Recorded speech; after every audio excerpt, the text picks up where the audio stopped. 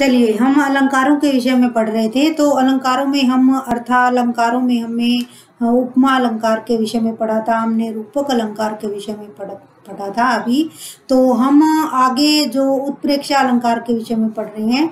उत्प्रेक्षा का अर्थ ही होता है कोरी कल्पना, यानी कि किसी उपमान या उपमेय में जो कोरी कल्पना करके जो उदाहरण दिया जाता है तो वहाँ उत्प्रेक्षा अलंकार होता है। यह उपमेय में उपमान की संभावना ही उत्प्रेक्षा अलंकार होता है। तो उत्प्रेक्षा अलंकार में जो चार जो शब्द है मेन है, जिससे हम पहचान सकते हैं कि ये उत्प्रेक्षा अलंकार है। तो उन चार शब्दों में हम लिखते हैं, जैसे जानो, जनु, मानो और मनु। मनहु या मनु, यानी कि मानने के विषय में, किसी संभावना के विषय में। तो ये जो चार जो वर्ड है, इनमें उत्प्रेक्षा अलंकार की ये पहचान है। यानी कि इन जो चारों वर्डों से हम उत्प्रेक्षा अलंकार को पहचान सकते हैं। तो हमने पढ़ा कि उत्प्रेक्षा अलंकार का अर्थ होता है पूरी कल्पना या संभावना, यानी कि जो बात होती नहीं है लेकिन उसे क्या है, पूरी कल्पना के माध्यम से व्यक्त करना। तो इसका एक हम उदाहरण देते हैं कि उत्प्रेक्षा अलंकार का, लंबा होता ताड़ का वृक्ष, मानो नभ छूना चाहता वह तुरंत ही। तो इन जो वाक्यों में हमने जो जहां भी मानो जो शब्द आ गया, हमें वहीं से पहचानना है कि यहाँ पर उत्प्रेक्षा अलंकार है। लंबा होता ताड़ का वृक्ष, मानो नभ छूना चाहता वह तुरंत ही। तो इनमें जो मानो जो वर्ड आया, इससे हमें तुरंत पहचान आ जाएगा कि यहाँ पर कौन सा अलंकार है, यानी कि उत्प्रेक्षा अलंकार है। नेक्स्ट जो हमारा उदाहरण है, उस काल मारे क्रोध के तन उसका कांपने लगा, मानो झूम रहे हो तरुगी। तो यहाँ भी जो मानो जो शब्द आ गया, तो इससे भी हमने तुरंत जो अंदाजा हमें लग जाना चाहिए कि यहाँ पर कौन सा अलंकार है। तो यहाँ पर उत्प्रेक्षा अलंकार है कि उस काल मारे क्रोध के, यानी कि कोई जो व्यक्ति है बिल्कुल क्रोध जिसने कर रखा है, तो उसका जो तन है अर्थात शरीर है, वो क्रोध के मारे कांपने लगता है। तो वो इस तरह से जो उसका जो क्रोध को प्रकट करने के लिए इस तरह लग रहे हैं कि जैसे जो वृक्ष भी उसके क्रोध के सामने झूम रहे हो, यानी कि जो बहुत ज्यादा ही जैसे फड़फड़ा रहे हो, यानी कि जो वृक्ष भी झूम रहे हो। मन में तारे मानो मोती है अनगिनत। यहाँ पर जो मन में तारे, जो मन के जो तारे हैं मन में, वो मानो मोती है अनगिनत है।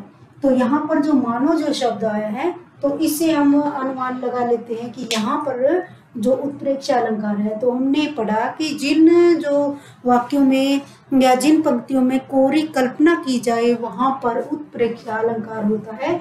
इसके चार ही वर्ड है, जानो, जनु, मानो, मनु। और अब हम पढ़ते हैं अतिशोक्ति अलंकार के विषय में। अतिशोक्ति अलंकार, अतिशोक्ति का अर्थ ही होता है कि जैसे किसी बात को बहुत ही बढ़ा चढ़ाकर बात करना, यानी कि जिसे हम एक सपना ही समझें, यानी कि जो बात वैसी होती नहीं और मान लिया जाता है कि वो वैसी होगी।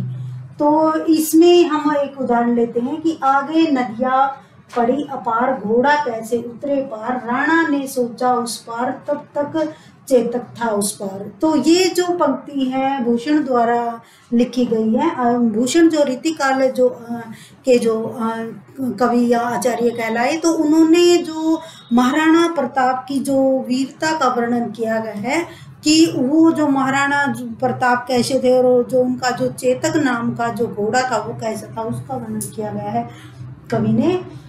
कि आगे नदियाँ पड़ी अपार, कवि कहता है कि जो आगे जो राणा जो महाराणा प्रताप जो नदी को पार करना चाहता था, तो वो नदी को देखकर उसने सोचा कि घोड़ा कैसे इस नदी के पार उतरेगा। राणा ने सोचा उस पार, जब तक ही महाराणा प्रताप सोचने लगे तब तक ही चेतक था उस पार। चेतक का मतलब उसका घोड़ा, यानी कि महाराणा प्रताप का घोड़ा। तो इसकी चेतक की वीरता का वर्णन किया गया है कि राणा ने जब तक ही सोचा तब तक ही जो चेतक था वो उस पार हो गया। तो इन जो पंक्तियों में जो बात को अत्यधिक बढ़ा चढ़ाकर कहा गया है, तो यहाँ पर अतिशोक्ति अलंकार है। अगला उदाहरण हमारा, कि हनुमान की पूंछ में लग न पाई आग, नगरी सारी जल गई, गए निशाचर भाग। नगरी सारी जल गई, गए निशाचर भाग। तो इन पंक्तियों में कवि ने यानी कि ये लेखक ने ये ही कहा कि जब हनुमान की पूंछ में जब तक आग लगी भी नहीं थी, यानी कि जब रावण ने हनुमान की जो पूंछ में जो आग लगवाने की जब तैयारी कर रहे थे, यानी कि पूरी तरह से बात को बढ़ा चढ़ाकर वर्णन किया गया है कि हनुमान की पूंछ में लग न पाई आग, कि जब हनुमान की पूंछ में आग लगी भी नहीं थी तो उससे पहले ही जो नगरी है वो सारी जल गई और गए निशाचर भाग, यानी कि रात को विचरण करने वाले जो जितने भी राक्षस या दानववादी थे सभी भाग गए। तो ये जो बात है, यानी कि कोई बात होती नहीं है उस बात को अच्छी तरह से और भी ऊपर बढ़ा चढ़ाकर प्रयोग करना ही अतिशयोक्ति अलंकार है। तो वह यहाँ पर हम एक अन्य उदाहरण और लेते हैं कि देख लो साकेत नगरी है यही, स्वर्ग से मिलने गगन में जा रही। तो यहाँ पर जो साकेत जो नगरी है, यानी कि जो अयोध्या नामक नगरी का वर्णन किया गया है कि जो अयोध्या नामक जो नगरी है वो कहाँ है, वो नीचे धरातल पर ही है, लेकिन जो वो नगरी की सजावट है उसको देखकर जो कहा गया है कि वो ऐसा लग रहा है मानो वो जो नगरी है साकेत यानी कि अयोध्या नामक नगरी वो गगन से मिलने जा रही, यानी कि वो आकाश में जा रही है, जो कि एक कोरी कल्पना है जिसे बढ़ा चढ़ाकर वर्णन किया गया है कि जो स्थायी जो चीज है वो ऊपर आसमान में कैसे जाएगी। तो इन्हीं पंक्तियों से हमें पता चलेगा कि अतिशयोक्ति अलंकार इन पंक्तियों में है। तो आज हमने मेन दो अलंकारों के विषय में पढ़ा कि उत्प्रेक्षा अलंकार। उत्प्रेक्षा का अर्थ होता है कोरी कल्पना, कवि की कोरी कल्पना, जहाँ की जाए वहां पर उत्प्रेक्षा अलंकार होता है कि इनमें चार जो वर्ड आए जानो जनु मानो मनु, और तो वहां पर उत्प्रेक्षा अलंकार होता है। और अतिशयोक्ति अलंकार में किसी बात को बढ़ा चढ़ाकर जो वर्णन किया जाता है तो वहां पर अतिशयोक्ति अलंकार होगा। तो इनमें जो उदाहरण दिए गए हैं, लेकिन स्टूडेंट मैं आपको बता देना चाहूँ कि केवल यही उदाहरण नहीं, हमें जो बुक है लेके अच्छी तरह से इसके बहुत सारे उदाहरण दिए गए हैं। तो उन उदाहरणों में आपने सभी उदाहरणों को पढ़कर अपना जो कंपटीशन की तैयारी करनी है। ये तो केवल बेस है, यानी कि जो पढ़ाने का जो आपका यही है कि आपको इन पंक्तियों से जो अलंकारों के विषय में जानकारी प्राप्त होगी और आप सही तरह से समझने लगेंगे कि इनमें कौन कौन से अलंकार है। तो आज हमने दो अलंकारों के विषय में पढ़ा, जो उत्प्रेक्षा और अतिशयोक्ति अलंकार। चलिए अब थोड़ा सा एक जो अन्य जो अलंकार बचा है हम अन्योक्ति अलंकार के विषय में पढ़ते हैं।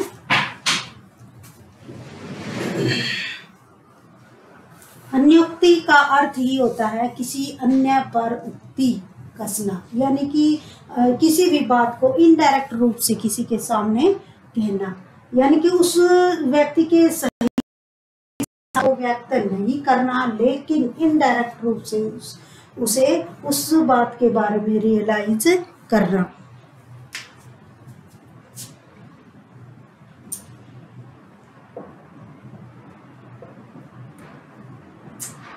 अन्योक्ति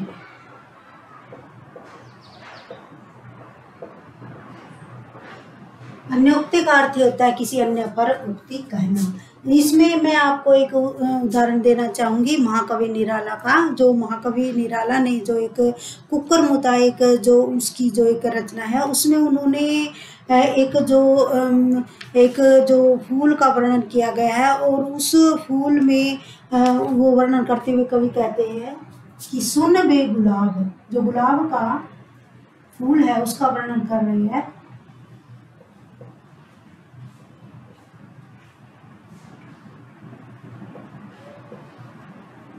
सुन बे गुलाब पाई जो खुशबू, पाई जो खुशबू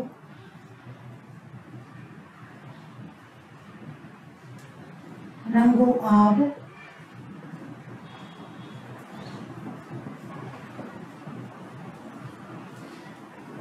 खून खाया,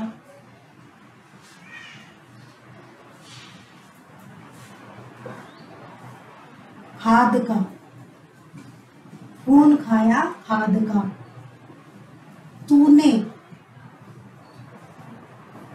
असिस्ट,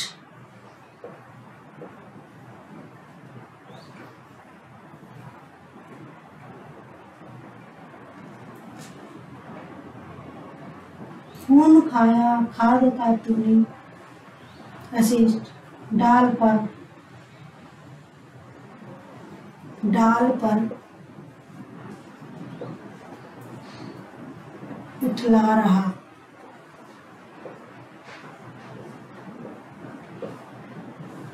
डाल पर इठला रहा, कैपिटलिस्ट।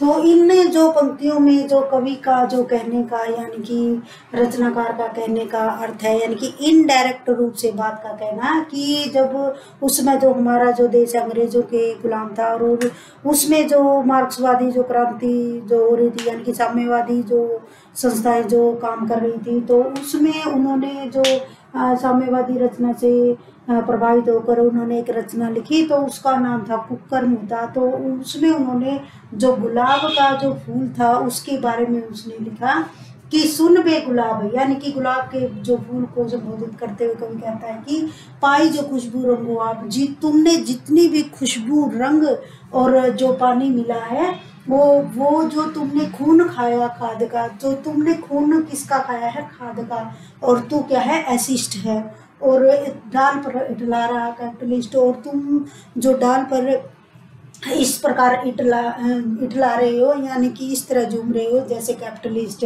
कैपिटलिस्ट ये एक साम्यवादी जो पार्टी है उसका जो वर्णन किया गया है कि साम्यवादी विचारों से ओतप्रोत जो व्यक्ति है उनको संबोधित करते हुए कवि ने कहा है। इसका जो एक जो अन्य उदाहरण और मैं देना चाहूंगी,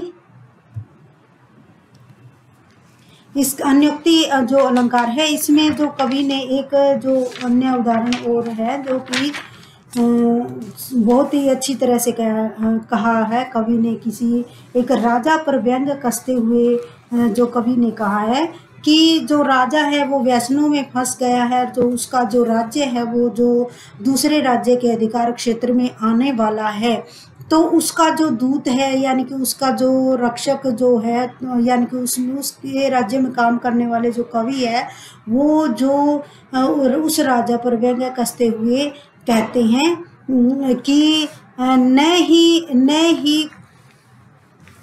नहीं पराग नहीं मधुर मधु नहीं विकास ही काल, अली अली कली ही सुम बंद गयो आगे कौन हवाल।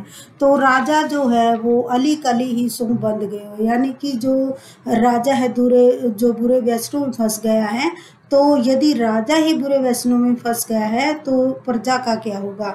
तो इन जो पंक्तियों में इनडायरेक्ट रूप से राजा को संबोधित करते हुए कवि ने कहा तो जिनसे जो राजा है सतर्क हो जाए। तो आज हमने 3 अलंकारों के विषय में पढ़ा, जो उत्प्रेक्षा अलंकार और अतिशयोक्ति और अन्योक्ति अलंकार। जो नेक्स्ट हम अर्थालंकारों के बाद हम जो उभय अलंकारों के विषय में आगे पढ़ेंगे। तो आशा है आपको समझ आया होगा। तो मिलते हैं नेक्स्ट वीडियो के साथ। Thank you.